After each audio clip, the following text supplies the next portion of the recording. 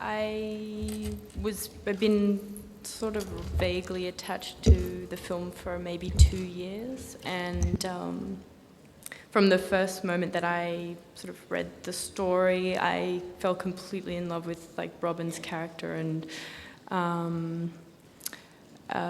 similarly like felt a very deep understanding of who she was, but in a way that I couldn't necessarily like articulate. And then I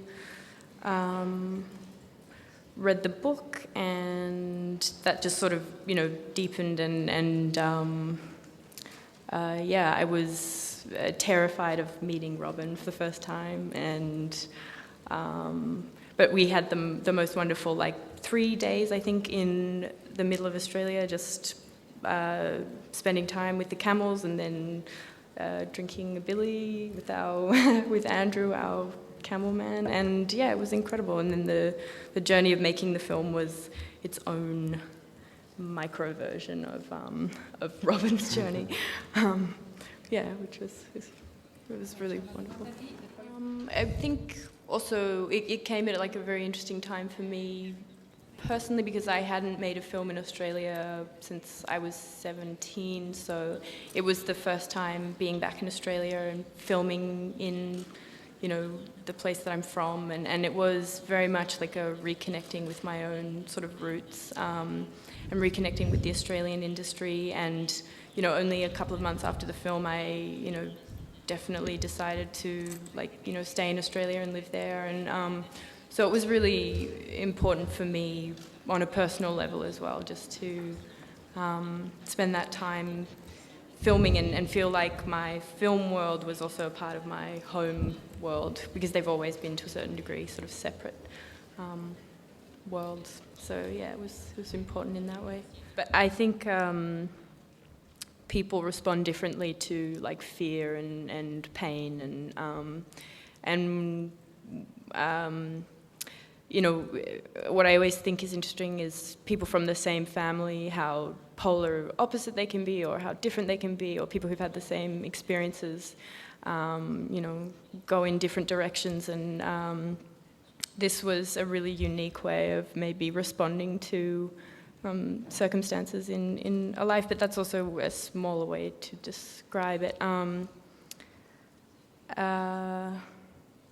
What I liked about it is that in going back to what John was saying, in a world where we are always on phones or email facilitating the future and planning for the next day and the next day and the next day, what was really nice about this story was that it's a young woman who takes herself out of that and brings her life back to the very basics of survival, which is putting one foot in front of the other and attending to what you need in that moment. And it's really just sort of simplifying things straight back to that your immediate need in that moment, which is food or water or shade or something like that. And so I guess a fearlessness and this sort of strength that just seemed to, like, every time you think it had emptied out, sort of would come back like another charge of fearlessness. And I just tried to, anytime I would get like cranky, I would try to like put things in perspective and imagine if I was doing what Robyn did, and that was always helpful. The camels were wonderful. I think it's a big shame because they will probably only be needed in films once every 20 years, but they're actually the most obliging, cooperative film animal you could ever have. They just do what they just follow you, and we had one camel that every time it needed to growl, it would like growl on the first take, which was like ridiculous. So they definitely upstaged me during the filming process. So they were wonderful. We always associate big animals with, not being able to touch them, like elephants or giraffes or something. So it was really amazing to be around these like big animals that have such a presence about them, but they're kind of like dogs.